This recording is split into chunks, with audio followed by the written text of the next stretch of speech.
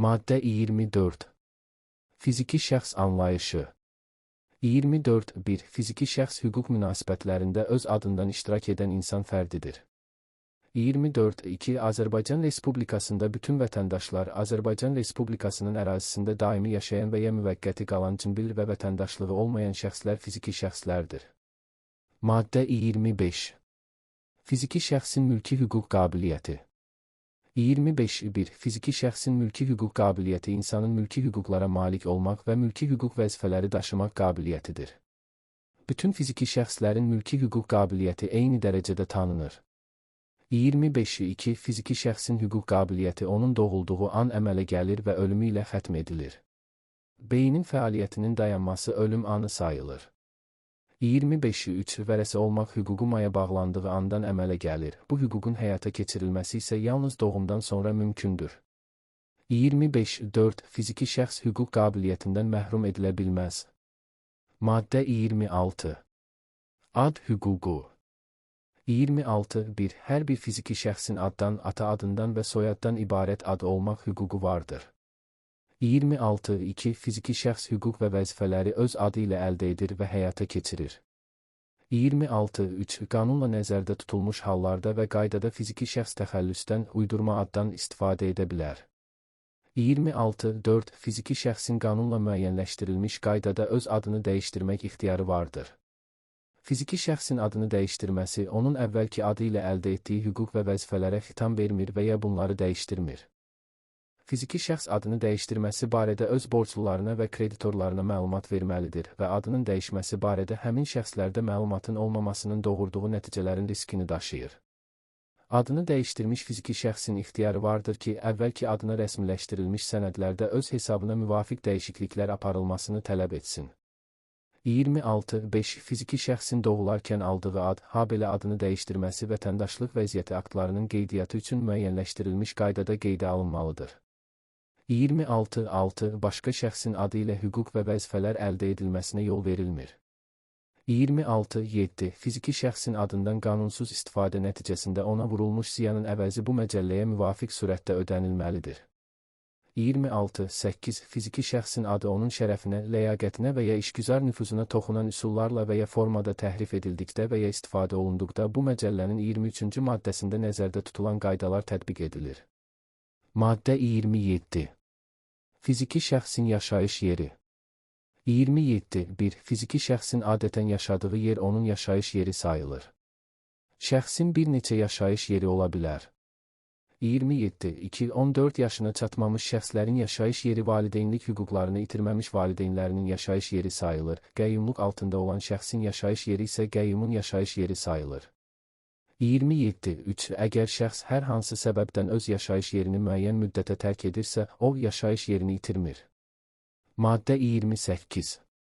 Fiziki şəxsin mülki hüquq fəaliyyət qabiliyyəti. 28.1. Fiziki şəxsin mülki hüquq fəaliyyət qabiliyyəti şəxsin öz hərəkətləri ilə mülki hüquqlar əldə etmək və həyata keçirmək, özü üçün mülki vəzifələr yaratmaq və icra etmək qabiliyyətidir. 28.2. Fiziki şəxsin mülki hüquq fəaliyyət qabiliyyəti, o yetkinlik yaşına, yəni 18 yaşına çatdıqda tam həcmdə əmələ gəlir. 28.3. 7 yaşınadək olan yetkinlik yaşına çatmayanların, azyaşlılar, fəaliyyət qabiliyyəti yoxdur. 7 yaşından 18 yaşınadək olan yetkinlik yaşına çatmayanların məhdud fəaliyyət qabiliyyəti vardır. 28.4. 16 yaşı tamam olmuş yetkinlik yaşına çatmayan əmək müqaviləsi üzrə işləyirsə və ya valideynlərinin, övladlığa götürənlərin və ya himayəçinin razılığı ilə sahibkarlıq fəaliyyəti ilə məşğul olursa, tam fəaliyyət qabiliyyətli sayıla bilər. Hər iki valideynin, övladlığa götürənlərin və ya himayəçinin razılığına əsasən qəyyumluq və himayəçilik orqanının qərarı ilə, belə razılıq olmadıqda isə məhkəmənin qərarı ilə yetkinlik yaşına çatmayan tam fəaliyyət qabiliyyətli sayılır. Emansipasiya. 28.5. Valideynlər, övladlığa götürənlər və himayəçi tam fəaliyyət qabiliyyətli sayılmış yetkinlik yaşına çatmayanın öhdəlikləri üçün, o cümlədən onun ziyan vurması nəticəsində əmələ gəlmiş öhdəliklər üçün məsuliyyət daşımırlar.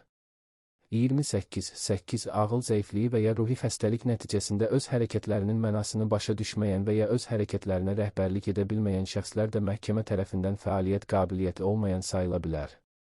Onlar üzərində qəyyumluq müəyyənləşdirilir. Fəaliyyət qabiliyyəti olmayan sayılmış fiziki şəxsin adından əqdləri onun qəyyumu bağlayır. Fəaliyyət qabiliyyəti olmayan sayılmış şəxsin bağladığı əqd sonradan qəyyumun razılığı ilə etibarlı hesab edilə bilər. 28.9 Fəaliyyət qabiliyyəti olmayan sayılmış şəxsin sağaldığı və ya sağlamlıq vəziyyətinin xeyli yaxşılaşdığı halda məhkəmə onu fəaliyyət qabiliyyətli sayır. Onun üzərində müəyyənləşdirilmiş qəyyumluq məhkəmə qərarına əsasən ləğv edilir. Maddə 29. 14 yaşınadək olan yetkinlik yaşına çatmayanların fəaliyyət qabiliyyəti. 29.1 Bu məcəllənin 29.2 maddəsində göstərilmiş əqdlər istisna olmaqla 14 yaşı tamam olmamış yetkinlik yaşına çatmayanların əvəzinə əqdləri onların adından yalnız valideynləri, övladlığa götürənlər və ya qəyyumlar bağlaya bilərlər. Bu cür yetkinlik yaşına çatmayanın bağladığı əqd sonradan onun valideynləri, övladlığa götürənlər və qəyyumlar tərəfindən bəyənildikdə etibarlıdır. 29.2 7 yaşından 14 yaşınadək olan şəxslərin aşağıdakı əqdləri müstəqil bağlamaq ixtiyarı vardır. 29.2.1 Xırda məişət əqdləri. 29.2.2 Əvəzsiz olaraq fayda götürməyə yönəldilmiş elə əqdlər ki, onlardan əmələ gələn hüquqların notariat qaydasında təsdiqlənməsi və ya dövlət qeydiyyatına alınması tələb olunmur. 29.2.3 Qanuni nümayəndənin özünün və ya onun razılığı ilə üçüncü şəxsin müəyyən məqsəd üçün və ya sərbəst istifadə üçün verdiyi vəsait barəsində sərəncam üzrə əqdlər. 29.3 14 yaşı tamam olmamış yetkinlik yaşına çatmayanın əqdləri, o cümlədən müstəqil bağladığı əqdlər üzrə əmlak məsuliyyətini onun valideynləri, övladlığa götürənlər və ya qəyyum daşıyır. Bu şərtlə ki, həmin şəxslər öhdəliyin onların təqsiri üzündən pozulmadığını sübuta yetirməsinlər. Qanuna uyğun olaraq bu şəxslər azyaşlıların vurduqları ziyan üçün də cavabdehdirlər. Maddə 30. 14 yaşından 18 yaşınadək olan yetkinlik yaşına çatmayanların fəaliyyət qabiliyyəti. 31. 14 yaşından 18 yaşınadək olan yetkinlik yaşına çatmayanlar bu məcəllənin 32-ci maddəsində göstərilənlər istisna olmaqla əqdləri öz qanuni nümayəndələrinin, valideynlərinin, övladlığa götürənlərin və ya himayəçinin yazılı razılığı ilə bağlayırlar. Bu cür yetkinlik yaşına çatmayanın bağladığı əqd sonradan valideynləri, övladlığa götürənlər və ya himayəçi tərəfindən bəyənildikdə də etibarlıdır. 32. 14 yaşından 18 yaşınadək olan yetkinlik yaşına çatmayanların ixtiyarı vardır ki, valideynlərinin, övladlığa götürənlərin və ya himayəçinin razılığı olmadan müstəqil surətdə. 32.1 Öz qazancı, təqaüdü və digər gəlirləri barəsində sərəncam versin. 32.2 Elm, ədəbiyyat və ya incəsənət əsərinin, ixtiranın və ya qanunla qorunan digər əqli fəaliyyət nəticəsinin müəllifi hüquqlarını həyata keçirsin. 32.4 Xırda məişət əqdləri və bu məcəllənin 29.2 maddəsində nəzərdə tutulan digər əqdlər bağlasın. 16 yaşı tamam olmuş yetkinlik yaşına çatmayanların kooperativ üzvü olmaq ixtiyarı da vardır. 33. 14 yaşından 18 yaşınadək olan yetkinlik yaşına çatmayanlar bu məcəllənin 31 və 32-ci maddələrinə uyğun bağladıqları əqdlər üzrə müstəqil surətdə əmlak məsuliyyəti daşıyırlar. 14 yaşından 18 yaşınadək olan yetkinlik yaşına çatmayanlar vurduqları ziyana görə bu məcəlləyə uyğun məsuliyyət daşıyırlar.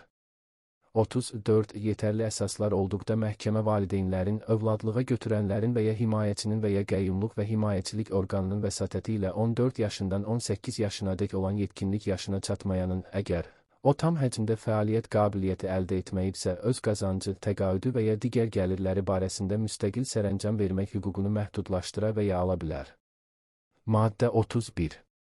Fiziki şəxsin hüquq qabiliyyətindən və fəaliyyət qabiliyyətindən məhrum edilməsinin və bunların məhdudlaşdırılmasının yol verilməzliyi. 31.1 Fiziki şəxs heç bir halda hüquq qabiliyyətindən məhrum edilə bilməz. Fiziki şəxsin hüquq qabiliyyəti və fəaliyyət qabiliyyəti yalnız qanunla müəyyənləşdirilmiş hallarda və qaydada məhdudlaşdırıla bilər. 31.2 Fiziki şəxslərin fəaliyyət qabiliyyətinin və ya onların sahibkarlıq fəaliyyəti və ya başqa fəaliyyətlə məşğul olmaq hüququnun məhdudlaşdırılmasının qanunla müəyyənləşdirilmiş şərtlərinin və qaydasının gözlənilməməsi müvafiq məhdudiyyəti qoymuş dövlət, orqanının və ya digər orqanın aktının etibarsızlığına səbəb olur. 31.3 Fiziki şəxsin hüquq qabiliyyətindən və ya fəaliyyət qabiliyyətindən tamamilə və ya qismən imtina etməsi və hüquq qabiliyyətinin və ya fəaliyyət qabiliyyətinin məhdudlaşdırılmasına yönəldilmiş digər əqdlər əhəmiyyətsizdir. Maddə 32. Fiziki şəxsin fəaliyyət qabiliyyətinin məhdudlaşdırılması. 32.1 Spirtli içkilərdən, narkotik vasitələrdən və ya psixotrop maddələrdən sui-istifadə etməsi. Habelə qumara qurşanması nəticəsində öz ailəsini ağır maddi vəziyyətə salan fiziki şəxsin fəaliyyət qabiliyyəti məhkəmə tərəfindən məhdudlaşdırıla bilər. Belə şəxsin üzərində himayəçilik təyin edilir. Onun xırda məişət əqdləri bağlamaq ixtiyarı vardır. O, yalnız himayəçisinin razılığı ilə başqa əqdlər bağlaya bilər, habelə qazanc, pensiya və digər gəlirlər götürə bilər və bunlar barəsində sərəncam verə bilər. Lakin bu cür fiziki şəxs bağladığı əqdlər üzrə və vurduğu ziyan üçün müstəqil surətdə əmlak məsuliyyəti daşıyır. Fəaliyyət qabiliyyəti məhdudlaşdırılmış fiziki şəxsin himayəçinin razılığı tələb olunan hallarda, belə razılıq olmadan bağladığı əqd sonradan himayəçinin yazılı razılığı ilə etibarlı hesab edilə bilər. 32.2 Fiziki şəxsin fəaliyyət qabiliyyətinin məhdudlaşdırılmasına səbəb olan əsaslar aradan qalxdıqda məhkəmə onun fəaliyyət qabiliyyətinin məhdudlaşdırılmasını ləğv edir. Fiziki şəxsin üzərində təyin edilmiş himayəçilik məhkəmənin qərarına əsasən ləğv olunur. Maddə 33. Qəyyumluq və himayəçilik. 33.1 Qəyyumluq və himayəçilik fəaliyyət qabiliyyəti olmayan və ya məhdud fəaliyyət qabiliyyətli fiziki şəxslərin hüquq və mənafelərinin müdafiəsi üçün təyin edilir. Yetkinlik yaşına çatmayanlar üzərində qəyyumluq və himayəçilik, həmçinin onların tərbiyələndirilməsi məqsədilə təyin edilir. Qəyyumların və himayəçilərin buna uyğun hüquq və vəzifələri Azərbaycan Respublikasının Ailə Məcəlləsi ilə müəyyənləşdirilir. 33.2 Qəyyumlar və himayəçilər istənilən şəxslərlə münasibətlərdə, o cümlədən məhkəmədə öz qəyyumluğunda olanların hüquq və vəzifələrini xüsusi səlahiyyət almadan müdafiə edirlər. 33.3 Yetkinlik yaşına çatmayanların valideynləri, onları övladlığa götürənlər olmadıqda, valideynləri məhkəmə tərəfindən valideynlik hüquqlarından məhrum edildikdə, habelə bu cür fiziki şəxslər başqa səbəblərə görə valideyn himayəsindən məhrum olduqda, o cümlədən valideynləri onları tərbiyələndirməkdən və ya hüquq və mənafelərini müdafiə etməkdən boyun qaçırdıqda onların üzərində qəyyumluq və himayəçilik təyin edilir. 33.4 14 yaşı tamam olmamış yetkinlik yaşına çatmayanlar, habelə psixi pozuntuya görə məhkəmə tərəfindən fəaliyyət qabiliyyəti olmayan sayılmış fiziki şəxslər üzərində qəyyumluq təyin edilir.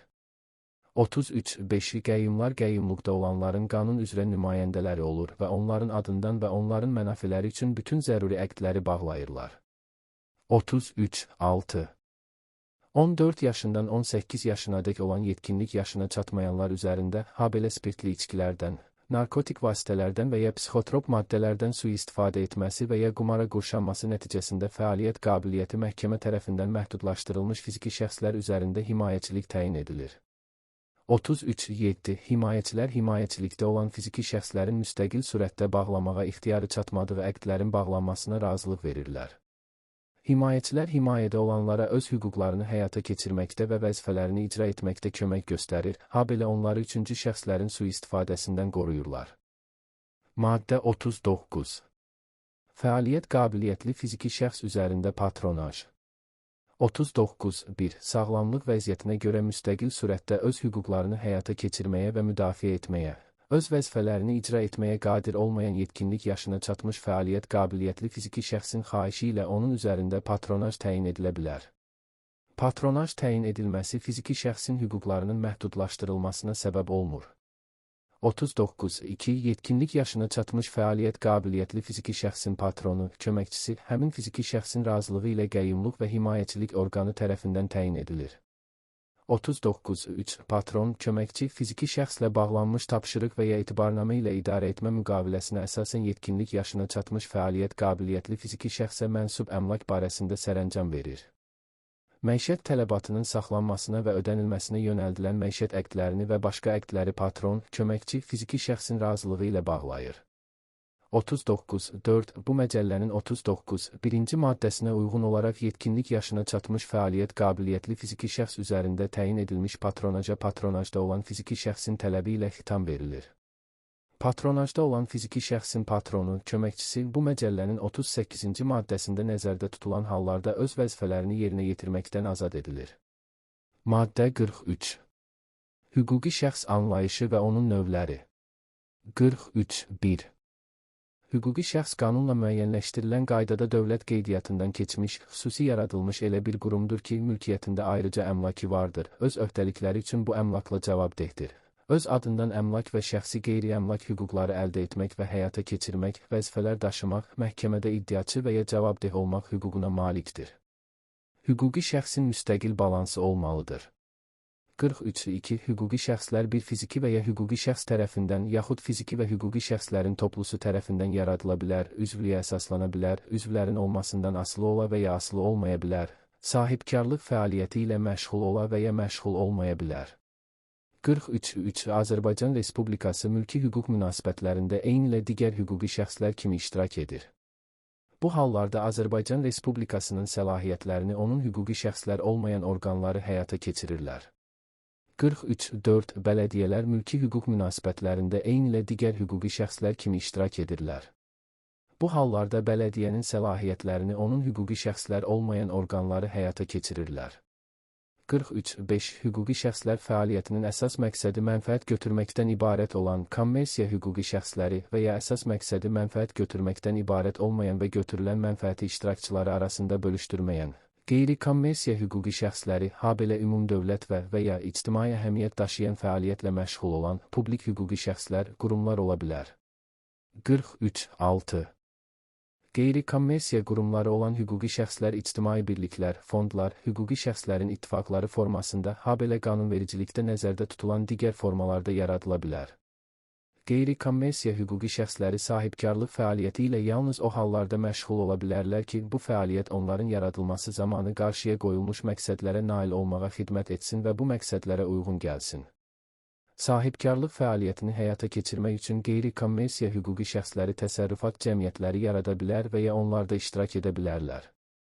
43.7 Publik hüquqi şəxslərin fəaliyyəti bu məcəllə publik hüquqi şəxslər haqqında və Azərbaycan Respublikasının Mərkəzi Bankı haqqında Azərbaycan Respublikasının qanunları ilə tənzimlənir. Maddə 44 Hüquqi şəxsin hüquq qabiliyyəti 44.1 Hüquqi şəxs dövlət qeydiyyatına alındığı andan mülki hüquqlara malikdir və mülki vəzifələr daşıyır. Hüquqi şəxsin hüquq qabiliyyətinə onun ləğvinin başa çatdığı an xitam verilir.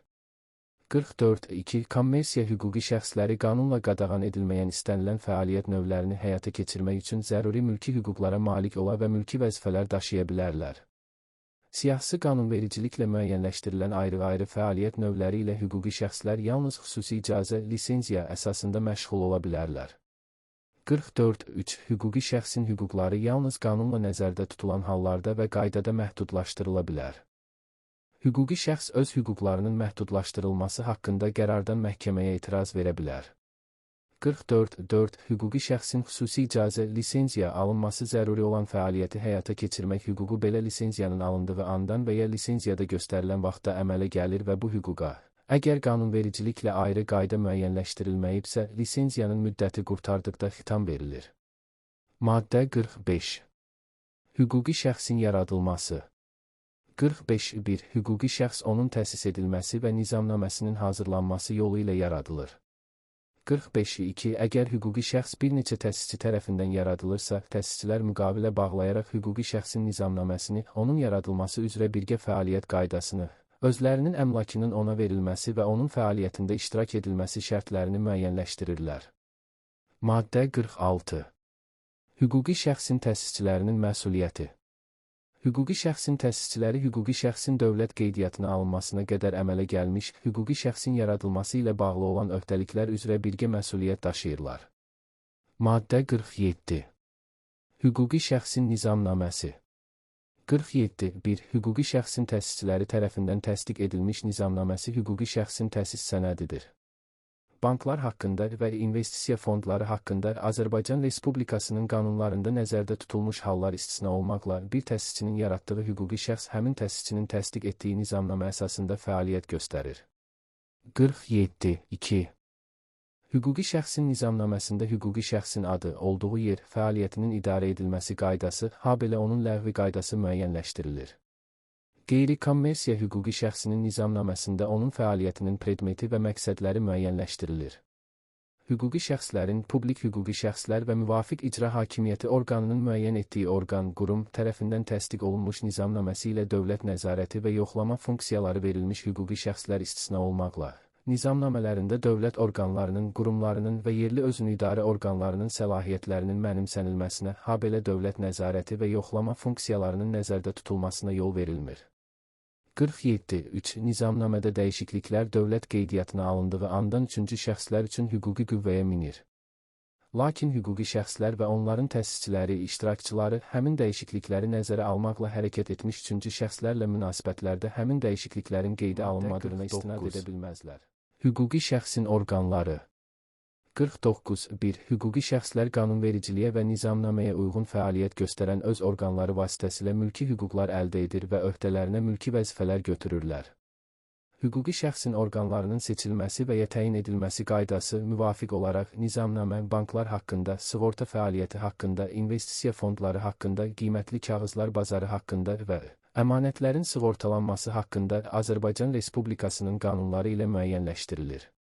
49.2. Hüquqi şəxs öz iştirakçıları, habelə təmsilçiləri vasitəsilə mülki hüquqlar əldə edə bilər və öhdəsinə mülki vəzifələr götürə bilər. 49.3. Hüquqi şəxs adından çıxış edən şəxs, o cümlədən hüquqi şəxsin idarə etmə orqanlarında müşahidə, direktorlar şurası, icra orqanı, təmsil olunan hər hansı şəxs təmsil etdiyi hüquqi şəxsin mənafeləri üçün vəzifələrini yerinə yetirərkən vicdanla, peşəkar qaydada və məntiqlə hərəkət etmək, hüquqi şəxsin və onun bütün iştirakçılarının maraqlarına sadiq olmaq və hüquqi şəxsin maraqlarını öz maraqlarından üstün tutmaq, ehtiyatlı olmaq, habelə qərarların qəbulu zamanı ədalətli və qərəzsiz olmağa borcludur. Həmin şəxs bu vəzifələrin hüquqi şəxsin maraqlarına uyğun olaraq yerinə yetirilməsi üçün məsuliyyət daşıyır. Hüquqi şəxsin nizamnamə kapitalında ən azı 5% paya, səhmə malik olan iştirakçısının iştirakçılarının tələbi ilə o vəzifələrini pozduğu halda, pozuntu nəticəsində hüquqi şəxsə dəymiş zərərin əvəzini ödəməlidir. 49.4. Hüquqi şəxs adından çıxış edən şəxs, o cümlədən hüquqi şəxsin idarə etmə orqanlarında müşahidə, direktorlar şurası, icra orqanı, təmsil olunan hər hansı şəxs hüquqi şəxsə və ya səhmdara, payçıya, dəyən zərərə görə aşağıdakı hallarda məsuliyyət daşıyır. 49.4.1. Hüquqi şəxsin zərərlə işlədiyi halda və ya hüquqi şəxsin mənfəətinə qeyri-mütənasib həcmdə hüquqi şəxsin idarə etmə orqanlarının üzvlərinə bonusların ödənilməsidir. 49.4.2. Hüquqi şəxsin əmlakının bazar şərtlərindən əhəmiyyətli dərəcədə aşağı şərtlərlə və qiymətlə özgəninkiləşdirilməsi və ya istifadəyə verilməsidir. 49.4.3. Hüquqi şəxsə aidiyyəti olan şəxslərlə qanunun tələblərini pozan və ya hüquqi şəxsin maraqlarına təhlükə yaradan müqavilələrin bağlanmasıdır. 49.4.4. Hüquqi şəxsin bağlanmış müqavilələr əsasında malları, işləri, xidmətləri, onların real dəyərindən əhəmiyyətli dərəcədə yuxarı qiymətə satın almasıdır. 49.4.5. Özü üçün hüquqi şəxsə aidiyyəti olan şəxslər və ya digər şəxslər üçün maddi və qeyri-maddi əmlak nemətləri və bu cür əmlaka hüquqların təmin edilməsi məqsədi ilə hüquqi şəxsin əmlakının mənimsənilməsi və ya israf edilməsidir. 49.4.6. Səhmdarlara, payçılara münasibətdə ədalətsiz və ya onlara ziyan vuran əqdlərin bağlanması. 49.5. Hüquqi şəxsin adından çıxış edən hüquqi şəxsin idarə etmə orqanlarında müşahidə, direktorlar şurası, icra orqanı, təmsil olunan hər hansı şəxs hüquqi şəxsə vurulmuş zərərə görə hüquqi şəxsin ümumi yığıncağının qərarı ilə tutduğu vəzifədən kənarlaşdırıla bilər. Hüquqi şəxsə vurulmuş zərərə görə hüquqi şəxsin adından çıxış edən şəxsin hüquqi şəxsin idarə etmə orqanlarında müşahidə, direktorlar şurası, icra orqanı, təmsil olunan hər hansı şəxsin inzibati və ya cinayət məsuliyyətinə cəlb edilməsi onu hüquqi şəxsə dəymiş zərərin ödənilməsi vəzifəsindən azad etmir. 49.6. Bu məcəllənin 49.4-cü maddəsində nəzərdə tutulan hallar baş verdikdə və ya bu halların baş verməsinə dair əsaslı şübhələr olduqda, hüquqi şəxsin nizamnamə kapitalında ən az 10% paya, səhmə malik olan iştirakçısı, iştirakçıları hüquqi şəxs adından çıxış edən şəxsdən, o cümlədən hüquqi şəxsin idarə etmə orqanlarında müşahidə, direktorlar şurası, icra orqanı, təmsil olunan hər hansı şəxsdən hüquqi şəxsdə olan və həmin hallarla bağlı bütün sənədlərə konkret sənəd göstərilmədən və ya məlumatlara baxış keçirmək məqsədi ilə həmin sənədləri, məlumatları tələb edə bilər. Bu halda müraciət olunan şəxs tərəfindən həmin iştirakçının tələbi 5 iş günü ərzində təmin edilməlidir. İştirakçı həmin sənədin, məlumatın surətini əldə etmək istədikdə, müraciət olunan şəxs tərəfindən həmin sənədin, məlumatın təsdiqlənmiş surətləri təqdim olunur. İştirakçı baxış zamanı ona məlum olan və əldə etdiyi məlumatların konfidensiallığını qorumalı və qanunda nəzərdə tutulan hallar istisna olmaqla üçüncü şəxslərə həmin məlumatları ötürməməlidir. Maddə 49.1. Hüquqi şəxs tərəfindən aidiyyəti şəxslərlə əqdlərin bağlanması qaydası. 49.1.1. Hüquqi şəxsə aidiyyəti olan şəxslə həmin hüquqi şəxs arasında bağlanılan hər hansı əqd, razılaşma və yaxud əlaqəli əqdlər məcmusu aidiyyəti şəxslə əqd hesab edilir. Hüquqi şəxsə aidiyyəti olan şəxslər aşağıdakılardır. 49.1.1.1. Hüquqi şəxsin direktorlar şurasının, müşahidə şurasının və icra orqanının rəhbəri və üzvləri. 49.1.1.2. Hüquqi şəxsin struktur bölməsinin, filial, nümayəndəlik, idarə və rəhbəri. 49.1.1.3. Bu məcəllənin 49.1.1.1 və 49.1.1.2 maddələrində göstərilən şəxslərin qohumları, əri, arvadı, valideynləri, o cümlədən ərinin, arvadının valideynləri, babaları və nənələri, övladları, övladlığa götürənləri, götürülənləri, qardaşları və bacıları.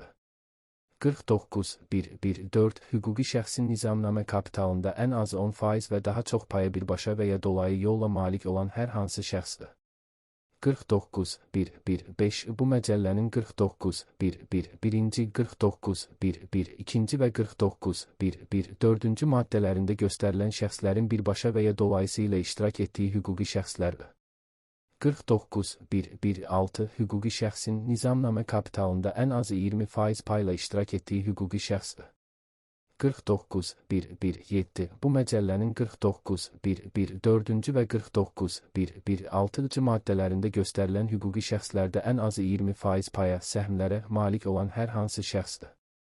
49.1.1.8. Bu məcəllənin 49.1.1.4 və 49.1.1.6 maddələrində göstərilən hüquqi şəxslərin direktorlar şurasının, müşahidə şurasının və icra orqanlarının rəhbərləri. 49.1.1.9. Banklar haqqında, bank olmayan kredit təşkilatları haqqında və investisiya fondları haqqında Azərbaycan Respublikasının qanunları ilə müəyyən edilmiş, müvafiq olaraq banklara, bank olmayan kredit təşkilatlarına və investisiya fondlarına aidiyyəti olan digər şəxslər. 49.1.2. Aidiyyəti şəxslə bağlanması nəzərdə tutulan əqdin dəyəri hüquqi şəxsin aktivlərinin 5% və daha çox hissəsini təşkil etdikdə, həmin əqd hüquqi şəxs tərəfindən cəlb edilmiş müstəqil auditorun rəyi və hüquqi şəxsin iştirakçılarının ümumi yığıncağının sadə səs çoxluğu ilə qəbul edilmiş qərarı ilə bağlanılır. Həmin əqdə münasibətdə aidiyyəti şəxs olan iştirakçı məsələ ilə əlaqədar olan səsvermədə iştirak edə bilməz. 49.1.3. Aidiyyəti şəxslə bağlanması nəzərdə tutulan əqdin dəyəri hüquqi şəxsin aktivlərinin 5%-dək hissəsini təşkil etdikdə, həmin əqd hüquqi şəxsin nizamnaməsinə uyğun olaraq onun iştirakçılarının ümumi yığıncağı, direktorlar şurası, müşahidə şurası və ya banklara münasibətdə banklar haqqında Azərbaycan Respublikasının qanununun tələbləri nəzərə alınmaqla icra orqanı tərəfindən qəbul olunur. Bu halda iştirakçıların ümumi yığıncağında direktorlar şurasının, müşahidə şurasının və kollegial icra orqanının iclaslarında aidiyyəti şəxs olan iştirakçı, üzv səsvermədə iştirak edə bilməz. Hüquqi şəxsin təkbaşına icra orqanının rəhbəri, habelə onun bu məcəllənin 49.1.1.3 və 49.1.1.5 maddələrində göstərilən şəxsləri aidiyyəti şəxs qismində çıxış etdikdə onlarla hüquqi şəxs arasında əqd direktorlar şurasının, müşahidə şurasının, o olmadıqda isə hüquqi şəxsin ümumi yığıncağının qərarı ilə bağlanılır. 49.1.4. Əqdin bu məcəllənin 49.1.2 və 49.1.3 maddələrinin tələbləri pozulmaqla bağlanılması nəticəsində hüquqi şəxsə dəyən zərərə görə təqsiri olan şəxslər məsuliyyət daşıyır. Əqdin digər tərəfi əqdin bu məcəllənin 49.1.2 və 49.1.3 maddələrinin tələbləri pozulmaqla bağlandığını bildikdə hüquqi şəxs və ya onun istənilən iştirakçısı bu məcəllənin 337. 1-ci və 339-cu maddələrinə müvafiq olaraq həmin əqdi mübahisələndirə bilər. 49.1.5. Hüquqi şəxsin direktorlar şurasının, müşahidə şurasının rəhbəri və ya üzvləri özlərinin bu məcəllənin 49.1.1.3 və 49.1.1.5 maddələrində göstərilən şəxslərin bağlanılan əqdə münasibətdə aidiyyəti şəxs qismində çıxış etmələri, həmçinin həmin əqdlə əlaqədar öz maraqlarının xüsusiyyətləri, onun yaranması, həcmi və barədə məlumatı hüquqi şəxsin iştirakçılarına yazılı şəkildə təqdim etməlidirlər. 49.1.6 Hüquqi şəxsin icra orqanının rəhbəri və ya digər üzvləri özlərinin bu məcəllənin 49.1.1.3 və 49.1.1. 5-ci maddələrində göstərilən şəxslərin bağlanılan əqdə münasibətdə aidiyyəti şəxs qismində çıxış etmələri, həmçinin həmin əqdlə əlaqədar öz maraqlarının xüsusiyyətləri, onun yaranması, həcmi və barədə məlumatı hüquqi şəxsin direktorlar şurasına, müşahidə şurasına, o olmadıqda hüquqi şəxsin iştirakçılarına yazılı şəkildə təqdim etməlidirlər. 49.1.7 Hüquqi şəxsin direktorlar şurasının, müşahidə şurasının və icra orqanının rəhbəri və ya üzvləri istisna olmaqla digər şəxslər özlərinin bu məcəllənin 49.1.1.3 və 49.1.1.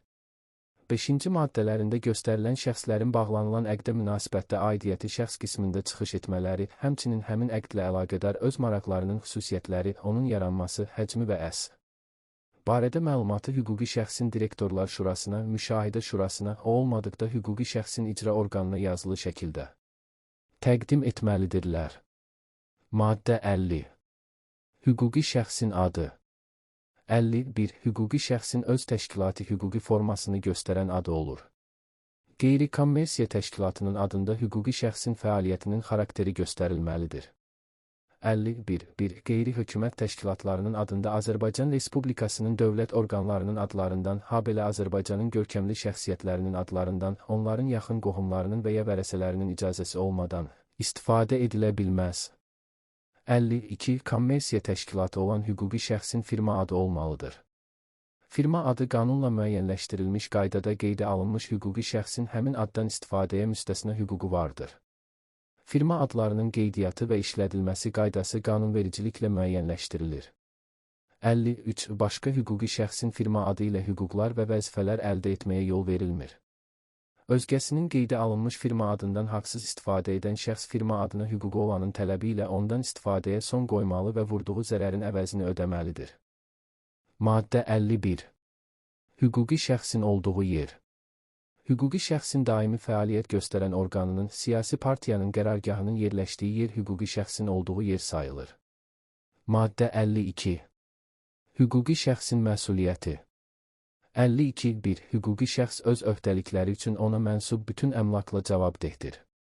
52.2. Bu məcəllədə və ya hüquqi şəxsin nizamnaməsində nəzərdə tutulan hallar istisna olmaqla, hüquqi şəxsin təsisçisi, iştirakçısı, hüquqi şəxsin öhdəlikləri üçün, hüquqi şəxs isə təsisçinin, iştirakçının öhdəlikləri üçün cavabdeh deyildir. Maddə 53. Nümayəndəliklər və filiallar. 53.1. Hüquqi şəxsin olduğu yerdən kənarda yerləşən və hüquqi şəxsin mənafelərini təmsil və müdafiə edən ayrıca bölməsi nümayəndəlik sayılır. 53.2. Hüquqi şəxsin olduğu yerdən kənarda yerləşən və onun funksiyalarının hamısını və ya bir hissəsini, o cümlədən nümayəndəlik funksiyalarını həyata keçirən ayrıca bölməsi filial sayılır. 53.3. Nümayəndəliklər və filiallar hüquqi şəxs deyildirlər və hüquqi şəxsin təsdiq etdiyi əsasnamələr üzrə fəaliyyət göstərirlər. Nümayəndəliklərin və filialların rəhbərləri hüquqi şəxs tərəfindən təyin edilir və onun etibarnaməsi əsasında fəaliyyət göstərirlər. Təsisçilərinin əcnəbilər və ya xarici hüquqi şəxslər olduğu qeyri-hökumət təşkilatlarının filial və ya nümayəndəliklərinin rəhbərlərinin müavinləri Azərbaycan Respublikasının vətəndaşları olmalıdır. Maddə 54. İdarə. 54.1. Hüquqi şəxsin idarə etmə, sosial, mədəni və ya digər qeyri-kommersiya xarakterli funksiyaların həyata keçirilməsi üçün yaratdığı təşkilat idarə sayılır. 54.2. İdarə hüquqi şəxs deyildir və hüquqi şəxsin təsdiq etdiyi əsasnamə üzrə fəaliyyət göstərir. 54.3. İdarə ona təhkim edilmiş əmlak barəsində qanunla müəyyənləşdirilmiş hədlərdə öz fəaliyyətinin məqsədlərinə, hüquqi şəxsin tapşırıqlarına və əmlakin təyinatına uyğun sahiblik, istifadə və sərəncam hüquqlarını həyata keçirir. 54.4. İdarənin öhdəlikləri üçün məsuliyyət idarəni yaratmış hüquqi şəxsin üzərinə düşür. 54.5. Dövlət idarələrinin və digər idarələrin ayrı-ayrı növlərinin hüquqi vəziyyətinin xüsusiyyətləri qanunvericiliklə müəyyənləşdirilir. Maddə 55. Hüquqi şəxsin yenidən təşkili. 55.1. Hüquqi şəxsin yenidən təşkili, birləşmə, qoşulma, bölünmə, ayrılma, çevrilmə, onun təsisçilərinin, iştirakçılarının və ya hüquqi şəxsin nizamnamə ilə vəkil edilmiş orqanının qərarı ilə həyata keçirilə bilər. 55.2 Qanunla müəyyənləşdirilmiş hallarda hüquqi şəxsin bölünməsi və ya tərkibindən bir və ya bir neçə hüquqi şəxsin ayrılması şəklində yenidən təşkili məhkəmənin qərarı ilə həyata keçirilir. 55.3 Məhkəmə hüquqi şəxsin kənar idarəçisini təyin edir və ona hüquqi şəxsi yenidən təşkil etməyi tapşırır. Kənar idarəçinin təyin edildiyi andan hüquqi şəxsin işlərini idarə etmək səlahiyyətləri ona keçir. Kənar idarəçi məhkəmədə hüquqi şəxsin adından çıxış edir, bölünmə balansını tərtib edib baxılmaq üçün onu yenidən təşkil nəticəsində yaranan hüquqi şəxslərin nizamnamələri ilə birlikdə məhkəməyə verir. Məhkəmənin qanuni qüvvəyə minmiş qərarı, qanunvericiliyin tələblərinə riayət edilməklə yeni yaranan hüquqi şəxslərin dövlət qeydiyyatına alınması üçün əsasdır. 55.4 Qoşulma şəklində yenidən təşkil halı istisna olmaqla, hüquqi şəxs yeni yaranan hüquqi şəxslərin dövlət qeydiyyatına alındığı andan yenidən təşkil edilmiş sayılır. 55.5 Hüquqi şəxs başqa hüquqi şəxsin ona qoşulması şəklində yenidən təşkil edilərkən qoşulan hüquqi şəxsin fəaliyyətinə xitam verilməsi haqqında qeydin hüquqi şəxslərin dövlət reyestrinə daxil edildiyi andan birinci hüquqi şəxs yenidən təşkil edilmiş sayılır. 55.6 Bankların yenidən təşkili banklar haqqında Azərbaycan Respublikasının qanununa uyğun olaraq həyata keçirilir. 55.7 Barəsində tətbiq oluna biləcək cinayət hüquqi tədbirlərin təmin edilməsi məqsədi ilə hüquqi şəxsin yenidən təşkil olunması Azərbaycan Respublikasının Cinayət Prosessual Məcəlləsində nəzərdə tutulmuş qaydada qadağan oluna bilər. Hüquqi şəxsin yenidən təşkil edilməsinin qadağan olunması barədə məhkəmənin qərarı dərhal müvafiq icra hakimiyyəti orqanına göndərilir. Maddə 56 Hüquqi şəxslər yenidən təşkil edilərkən hüquq varisliyi 56.1 Hüquqi şəxslər birləşdikdə onlardan hər birinin hüquq və vəzifələri təhvil aktına uyğun olaraq yeni yaranmış hüquqi şəxsə keçir. 56.2 Hüquqi şəxs digər hüquqi şəxsə qoşulduqda qoşulan hüquqi şəxsin hüquq və vəzifələri təhvil aktına uyğun olaraq əvvəlki hüquqi şəxsə keçir. 56.3 Hüquqi şəxs bölündükdə onun hüquq və vəzifələri bölünmə balansına uyğun olaraq yeni yaranmış hüquqi şəxslərə keçir. 56.4 Hüquqi şəxsin tərkibindən bir və ya bir neçə hüquqi şəxs ayrıldıqda yenidən təşkil edilmiş hüquqi şəxsin hüquq və vəzifələri bölünmə balansına uyğun olaraq onların hər birinə keçir. 56.5 Bir növdən olan hüquqi şəxs digər növdən olan hüquqi şəxsə çevrildikdə təşkilati hüquqi formanın dəyişməsi, yenidən təşkil edilmiş hüquqi şəxsin hüquq və vəzifələri təhvil aktına uyğun olaraq yeni yaranmış hüquqi şəxsə keçir. Maddə 389 Müqavilə anlayışı 389.1 Mülki hüquq və vəzifələrin müəyyənləşdirilməsi, dəyişdirilməsi və ya xitamı haqqında iki və ya bir neçə şəxsin razılaşması müqavilə sayılır. 389.2 Müqavilələrə iki və çoxtərəfli əqdlərə dair qaydalar tətbiq edilir. 389.3 Bu fəslin qaydalarında və müqavilələrin ayrı-ayrı növlərinə dair bu məcəllənin qaydalarında ayrı hal nəzərdə tutulmayıbsa, müqavilədən əmələ gələn öhdəliklər haqqında ümumi müddəalar tətbiq edilir. 389.4 İkidən çox tərəfin bağladığı müqavilələrə müqavilə haqqında ümumi müddəalar belə bir şərtlə tətbiq edilir ki, bu, həmin müqavilələrin çoxtərəfli xarakterinə zidd olmasın. Maddə 390 Müqavilə azadlığı 391 Fiziki və hüquqi şəxslər azad surətdə müqavilələr bağlaya və bu müqavilələrin məzmununu müəyyənləşdirə bilərlər. Onlar bu məcəllədə nəzərdə tutulmayan, lakin ona zidd olmayan müqavilələr də bağlaya bilərlər. 392 Müqavilə onun bağlandığı vaxt qüvvədə olan qanunla və digər hüquqi aktlar ilə müəyyənləşdirilmiş, tərəflər üçün məcburi qaydalara, imperativ normalara uyğun gəlməlidir. Əgər müqavilə bağlandıqdan sonra onu bağlayarkən qüvvədə olmuş qaydalardan fərqlənən, tərəflər üçün məcburi başqa qaydalar müəyyənləşdirən qanun qəbul edilmişsə, bağlanmış müqavilənin şərtləri qüvvəsini saxlayır. Amma qanunda onun qüvvəsinin əvvəllər bağlanmış müqavilələrdən əmələ gələn münasibətlərə şamil olunmasının müəyyənləşdirildiyi hallar istisna təşkil edir. 393 Müqavilə bağlamaq vəzifəsinin bu məcəllədə və ya könüllü götürülmüş öhdəlikdə nəzərdə tutulduğu hallar istisna olmaqla, müqavilə bağlamağa məcbur etməyə yol verilmir. 394 Tərəflər bu məcəllədə nəzərdə tutulmuş müxtəlif müqavilələrin ünsürlərini əhatə edən müqavilə, qarışıq müqavilə bağlaya bilərlər. Tərəflərin razılaşmasından və ya qarışıq müqavilənin mahiyyətindən ayrı hal irəli gəlmirsə, qarışıq müqavilə üzrə tərəflərin münasibətlərinə qarışıq müqavilədə ünsürləri olan müqavilələrə dair qaydalar müvafiq hissələrdə tətbiq edilir. 395 müqavilə şərtləri tərəflərin istəyi ilə müəyyənləşdirilir, amma müvafiq şərtin məzmununun bu məcəllədə göstərildiyi hallar istisna təşkil edir. 396 müqavilə şərti tərəflərin razılaşması ilə ayrı qaydanın müəyyənləşdirilmədiyi halda tətbiq edilən normada dispozitiv norma nəzərdə tutulubsa, tərəflər razılaşma əsasında bu normanın tətbiqini istisna edə bilər və ya onun nəzərdə tutduğundan fərqli şərt müəyyənləşdirə bilərlər. Bu cür razılaşma olmadıqda müqavilə şərti dispozitiv norma ilə müəyyənləşdirilir. 397 Əgər müqavilə şərti onun iştirakçıları tərəfindən və ya dispozitiv norma ilə müəyyənləşdirilməyibsə, müvafiq şərtlər tərəflərin münasibətlərinə tətbiq edilə bilən işgüzar adətlərlə müəyyənləşdirilir. Maddə 391 Gələcək əmlak barəsində bağlanmış müqavilənin etibarsızlığı. Tərəflərdən birinin özünün bütün gələcək əmlakını və ya onun bir hissəsini digər tərəfə verməyi, yaxud onu uzufruktla yüklü etməyi öhdəsinə götürdüyü müqavilə etibarsızdır. Amma müqavilənin gələcək əmlakın ayrı-ayrı predmetləri barəsində bağlandığı hallar, habelə daşınar əmlakın yüklülüyü haqqında Azərbaycan Respublikasının qanunu ilə müəyyən edilmiş hallar istisna təşkil edir. 386 Maddə 392 Miras əmlak barəsində bağlanmış müqavilənin etibarsızlığı. 392.1 Sağ olan şəxsin miras əmlakı barəsində başqa şəxslərin bağladığı müqavilə etibarsızdır. Eyni qayda sağ olan şəxsin miras əmlakından məcburi paylar və ya onun vəsiyyət tapşırığı barəsində bağlanmış müqavilələrə də tətbiq edilir.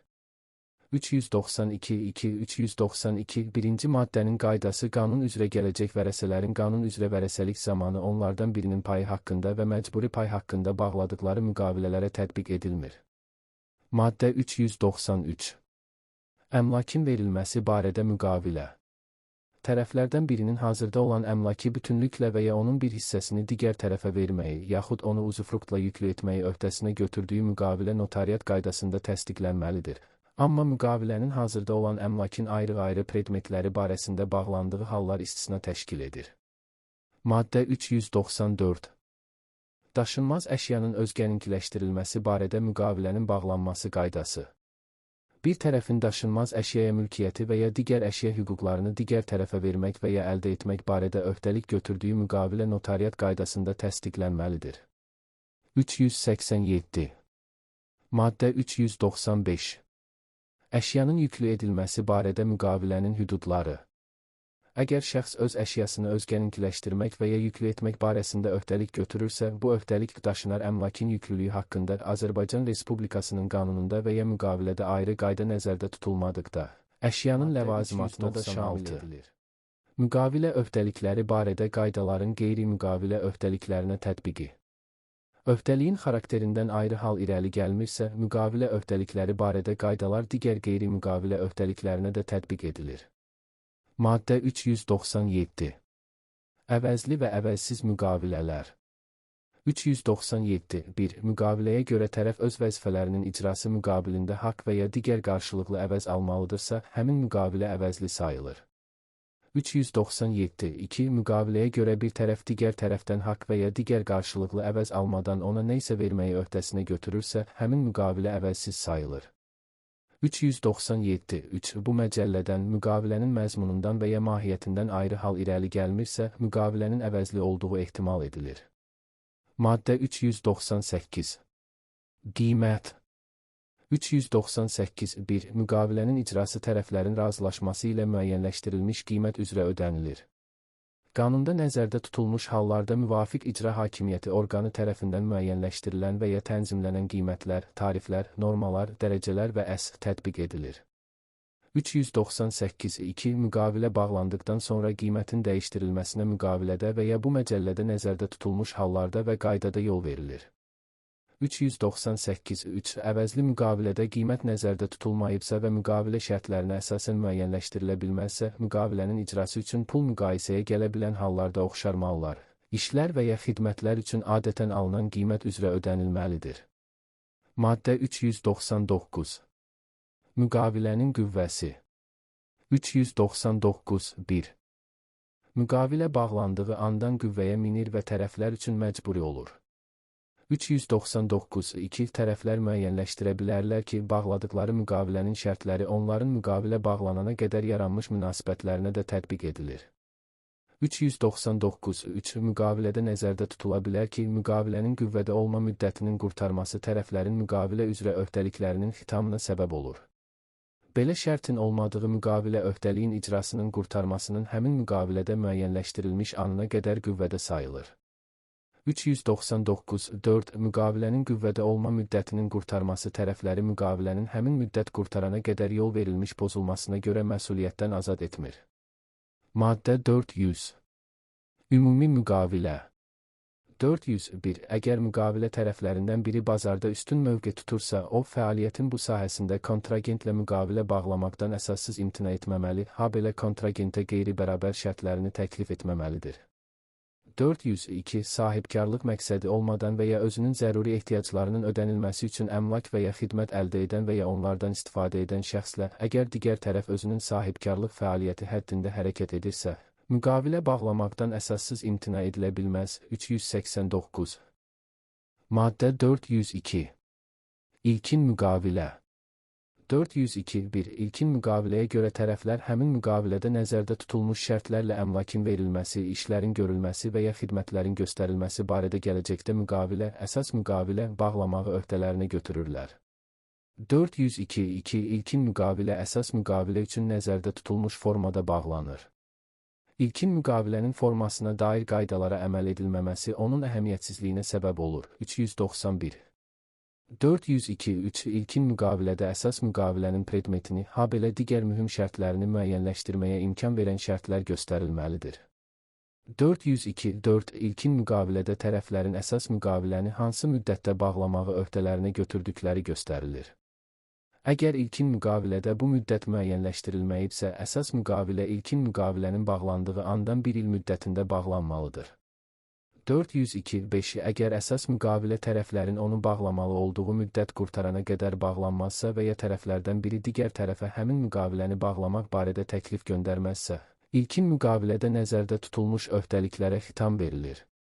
402.6 Niyyət razılaşmasında, niyyət protokolunda və tərəflərin ona ilkin müqavilə qüvvəsi vermək iradəsi birbaşa ifadə olunmayıbsa, o, mülki hüquq nəticələri doğurmur. Maddə 403.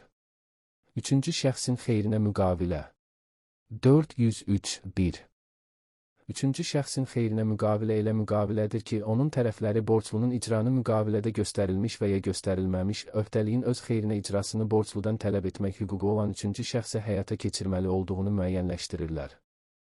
403.2 Əgər bu məcəllədə və ya müqavilədə ayrı qayda nəzərdə tutulmayıbsa, yaxud öhdəliyin mahiyyətindən hər hansı ayrı hal irəli gəlmirsə, üçüncü şəxsin xeyrinə bağlanmış müqavilənin icrasını həm kreditor, həm də üçüncü şəxs tələb edə bilər. 403.3 Xüsusi qeyd-şərt olmadıqda işin hallarına, o cümlədən onun məqsədinə əsasən aşağıdakılar müəyyənləşdirilməlidir. 403.3.1 Üçüncü şəxs hüquq əldə etməlidir, yoxsa əldə etməməlidir. 403.3.2 Bu hüquq dərhal, yoxsa müəyyən ilkin şərtlər olduqda əmələ gəlir. 403.3.3 Üçüncü şəxsin razılığı olmadan onun hüququna xitam verməyə və ya hüququnu dəyişməyə müqavilənin tərəflərinin ixtiyarı var, yoxsa yox.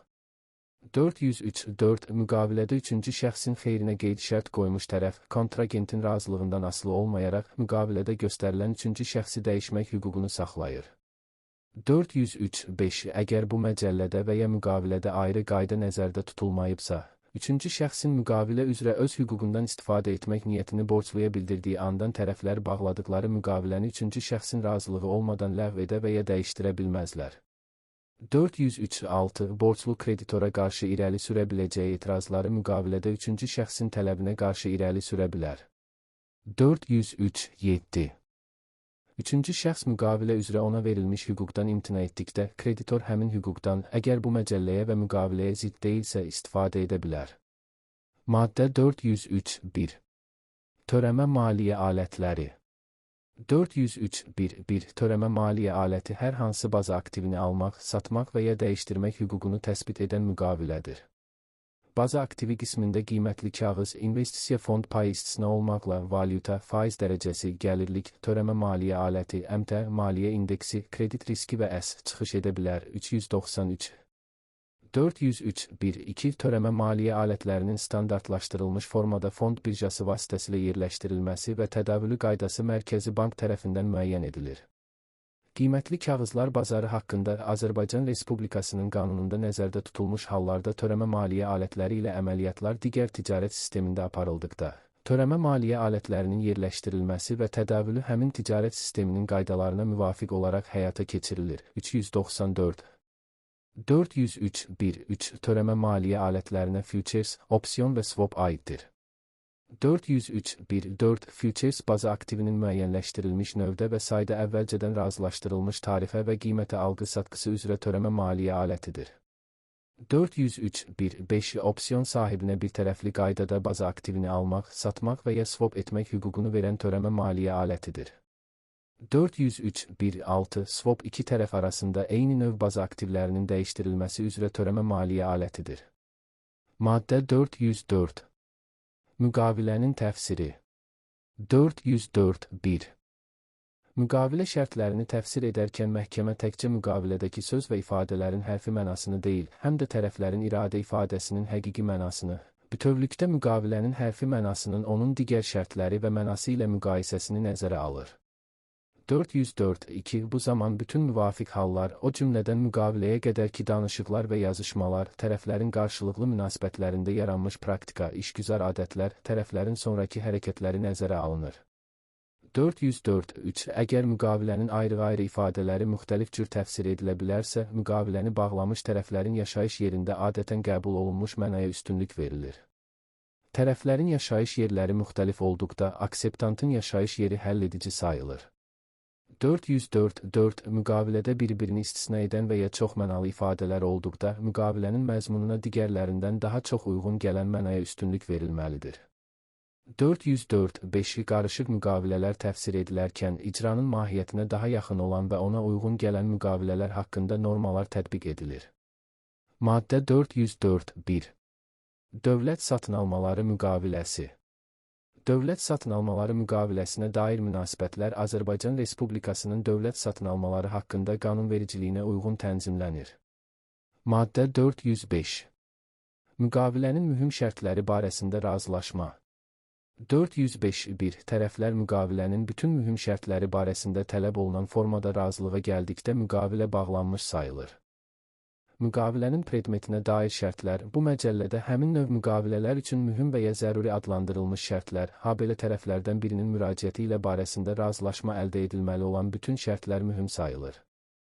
405.2 Müqavilə tərəflərdən birinin oferta, müqavilə bağlamaq təklifi, göndərməsi və digər tərəfin onu aksept etməsi, təklifin qəbulu vasitəsilə bağlanır.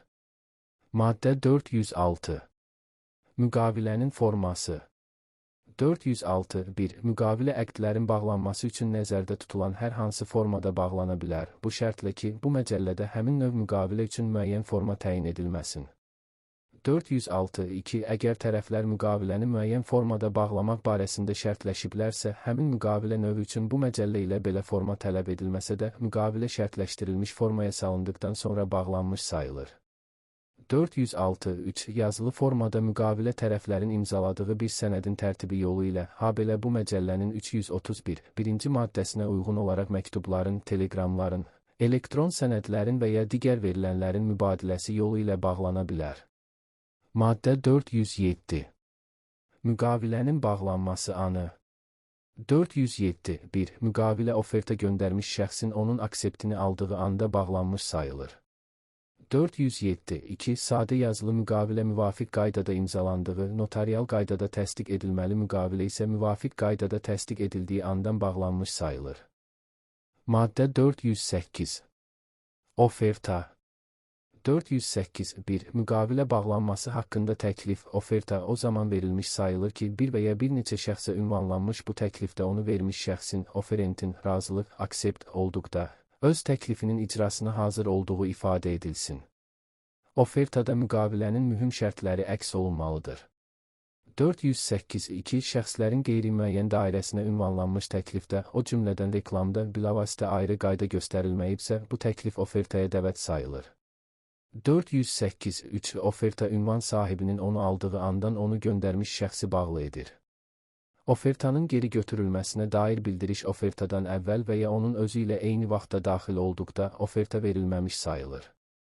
408.6 ünvan sahibinin aldığı oferta, əgər ofertanın özündə ayrı qayda şərtləşdirilməyibsə, yaxud təklifin mahiyyətindən və ya verildiyi şəraitdən ayrı qayda irəli gəlmirsə, onun aksepti üçün müəyyənləşdirilmiş müddət ərzində geri götürülə bilməz.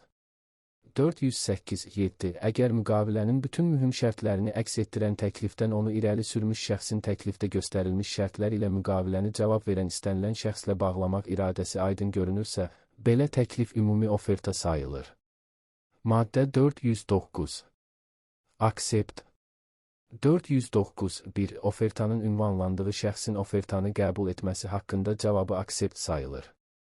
Aksept tam və qeyd-şərtsiz olmalıdır. 409.2 Əgər oferent aksept üçün müddət müəyyənləşdiribsə, aksept yalnız həmin müddətdə həyata keçirilə bilər. 409.3 Əgər bu məcəllədən, işgüzar adətdən və ya tərəflərin əvvəlki işgüzar münasibətlərindən ayrı qayda irəli gəlmirsə, susmaq aksept sayılmır. 409.4 Əgər bu məcəllədə ayrı qayda nəzərdə tutulmayıbsa və ya ofertada ayrı qayda göstərilməyibsə, oferta almış şəxsin onun aksepti üçün müəyyənləşdirilmiş müddətdə ofertada göstərilən müqavilə şərtlərini yerinə yetirmək, malları yola salmaq, xidmətlər göstərmək, işlər görmək, müvafiq məbləği ödəmək və üçün hərəkətlər etməsi aksept sayılır.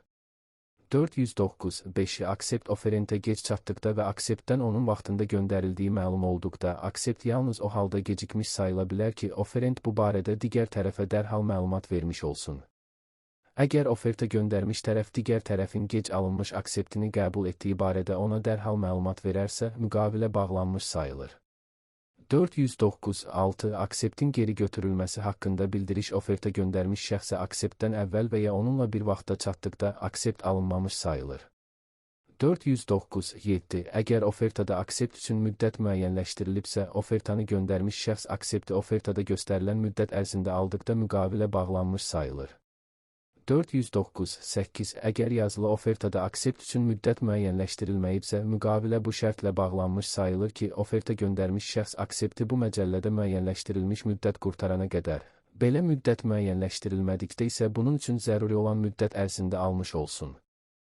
409.9 Əgər oferta aksept üçün müddət göstərilmədən şifahi edilmişsə, digər tərəf ofertanın akseptini dərhal bildirdikdə müqavilə bağlanmış sayılır. 409.10 Bu məcəllənin 409.8-ci maddəsində nəzərdə tutulmuş hallar istisna olmaqla, ünvanında olan şəxsə verilmiş oferta dərhal qəbul və ya rədd edilməlidir. 409.11 Bu məcəllənin 409.8-ci maddəsində nəzərdə tutulmuş hallar istisna olmaqla, ünvanında olmayan şəxsə verilmiş oferta yalnız oferta vermiş şəxsin adətən cavab gözləyə biləcəyi müddətədək qəbul edilə bilər. Maddə 410 Yeni oferta 411 Oferta üçün gecikmiş aksept yeni oferta sayılır. 412 Əgər cavabda müqaviləni ofertada nəzərdə tutulduğundan fərqlənən başqa şərtlərlə bağlamağa razılıq ifadə olunmuşsa, belə cavab ofertadan imtina və eyni zamanda yeni təklif sayılır.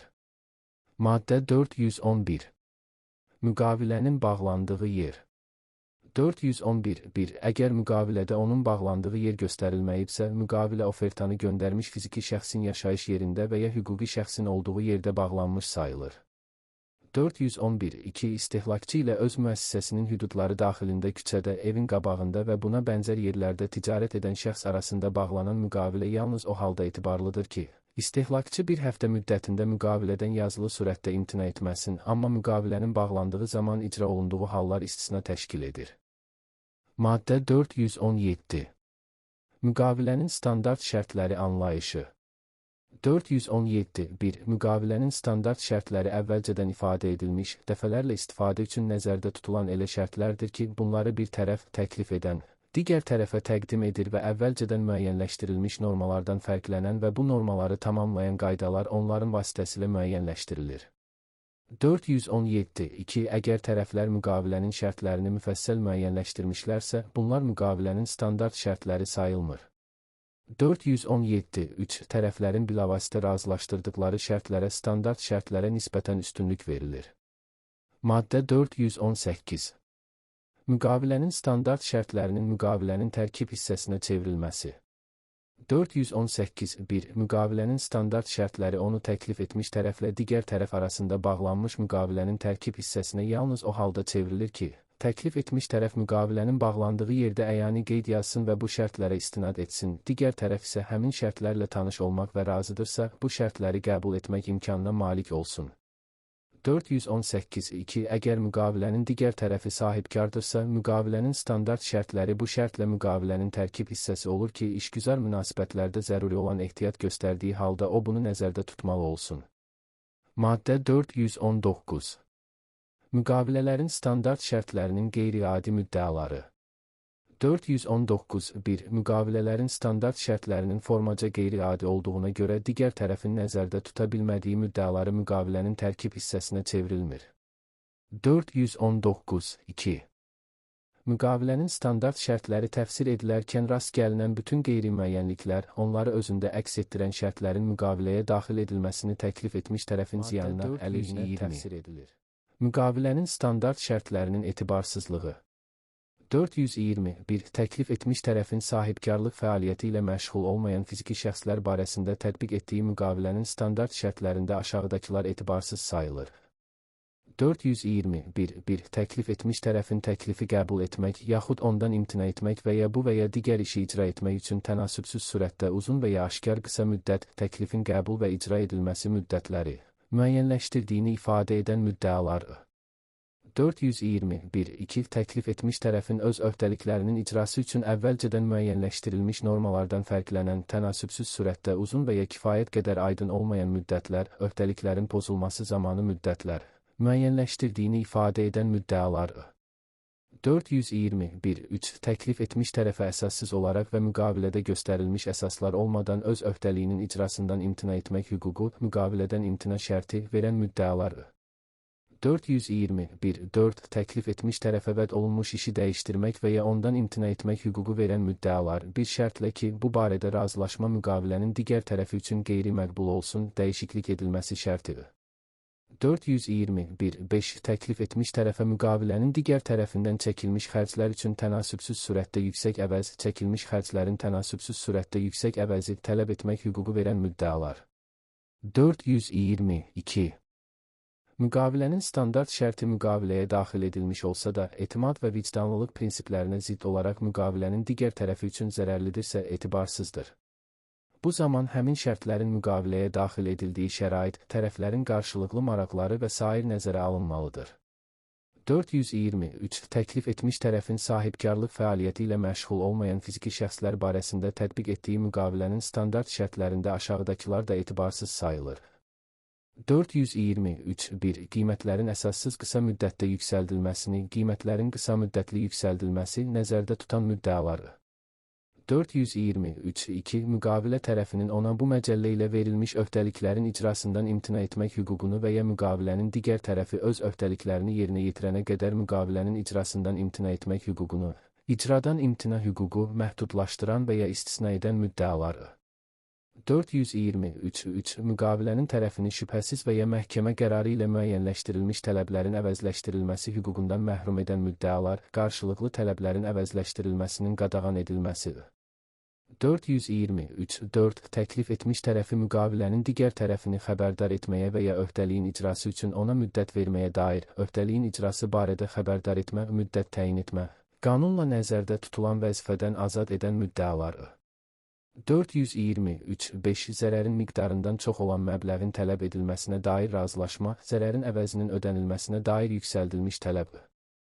423.6 Təklif etmiş tərəfin və ya onun təmsilçisinin kobud ehtiyatsızlığı üzündən tələbin pozulması nəticəsində vurulan zərər üçün məsuliyyəti, ehtiyatsızlıq üçün məsuliyyəti istisna edən və ya məhdudlaşdıran müddəaları.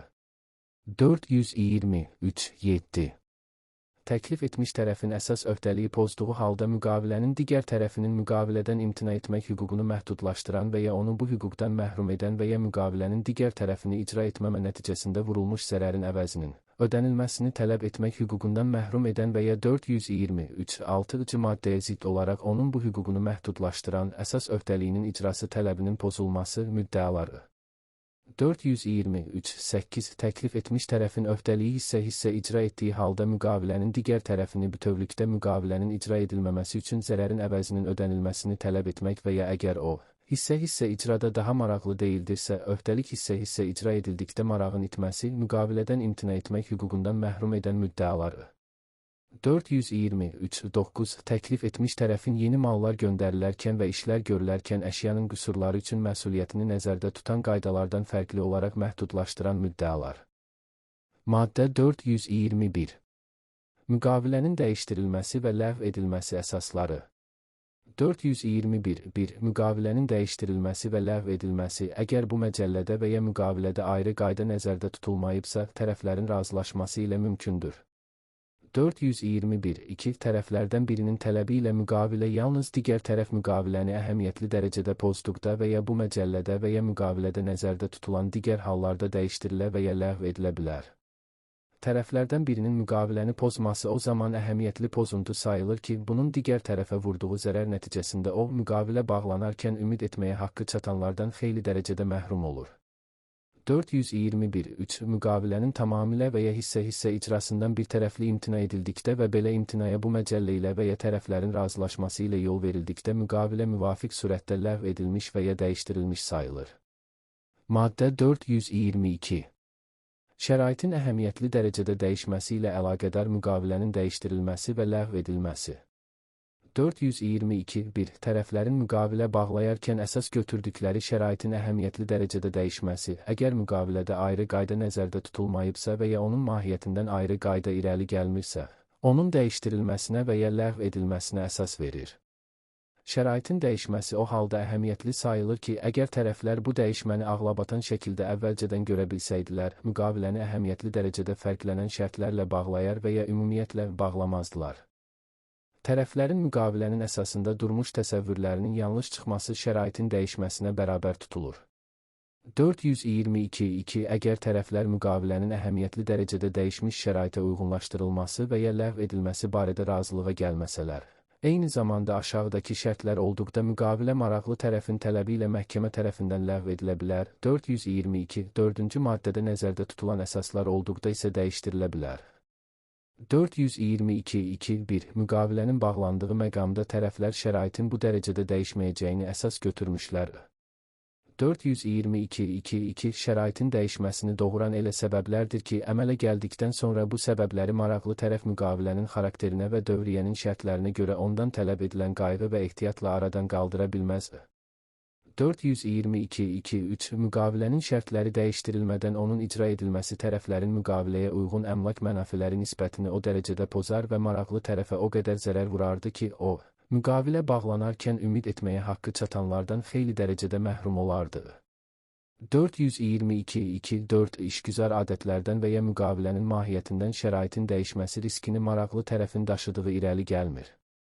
422.3 Əhəmiyyətli dərəcədə dəyişmiş şəraitə görə müqavilə ləğv edilərkən tərəflərdən hər hansı birinin tələbi ilə məhkəmə müqavilənin icrası ilə əlaqədar çəkilmiş xərclərin tərəflər arasında ədalətli bölüşdürülməsi zərurətini əsas götürərək, müqavilənin ləğv edilməsi nəticələrini müəyyənləşdirir. 422.4 Şəraitin əhəmiyyətli dərəcədə dəyişməsi ilə əlaqədar müqavilənin dəyişdirilməsinə müqavilənin ləğvinin ictimai mənafelərə zidd olduğu və ya tərəflərə müqavilənin məhkəmə tərəfindən dəyişdirilmiş şərtlərlə icrası üçün zəruri məsrəflərdən xeyli çox olan zərər vuracağı müstəsna hallarda məhkəmənin qərarı ilə yol verilir. Maddə 423 Müqavilənin dəyişdirilməsi və ləğv edilməsi qaydası. 423.1 Müqavilənin dəyişdirilməsi və ya ləğv edilməsi haqqında razılaşma, əgər bu məcəllədən, müqavilədən və ya işgüzar adətlərdən ayrı qayda irəli gəlmirsə, müqavilə ilə eyni formada bağlanır. 423.2 Müqavilənin dəyişdirilməsi və ya ləğv edilməsi tələbini tərəf məhkəməyə yalnız müqaviləni dəyişdirmək və ya ləğv etmək təklifindən digər tərəfin imtinasını aldıqda və ya təklifdə göstərilmiş müddət göstərilmədikdə isə 30 gün müddətində ondan cavab almadıqda irəli sürə bilər. Maddə 424 Müqavilənin dəyişdirilməsinin və ləğv edilməsinin nəticələri. 424.1 Müqavilə dəyişdirilərkən tərəflərin öhdəlikləri dəyişdirilmiş şəkildə saxlanılır. 424.2 müqavilə ləğv edilərkən tərəflərin öhdəliklərinə xitam verilir. 424.3 Müqavilə dəyişdirilərkən və ya ləğv edilərkən, əgər tərəflərin razılaşmasından və müqavilənin dəyişdirilməsi xarakterindən ayrı qayda irəli gəlmirsə, müqavilənin dəyişdirilməsi və ya ləğv edilməsi haqqında tərəflərin razılaşmasının bağlandığı andan, müqavilə məhkəmə qaydasında dəyişdirildikdə və ya ləğv edildikdə isə müqavilənin dəyişdirilməsi və ya ləğv edilməsi haqqında məhkəmə qərarının qanuni qüvvəyə mindiyi andan öhdəliklər dəyişdirilmiş və ya xətm edilmiş sayılır. 424.4 Əgər bu məcəllə ilə və ya tərəflərin razılaşması ilə ayrı qayda müəyyənləşdirilməyibsə, tərəflər müqavilənin dəyişdirildiyi və ya ləğv edildiyi anadək öhdəlik üzrə icra etdiklərinin qaytarılmasını tələb edə bilməzlər. 424.5 Əgər müqavilənin dəyişdirilməsinə və ya ləğvinə onu tərəflərdən birinin əhəmiyyətli dərəcədə pozması əsas vermişdirsə, digər tərəf müqavilənin dəyişdirilməsi və ya ləğv edilməsi nəticəsində dəyən zərərin əvəzinin ödənilməsini tələb edə bilər.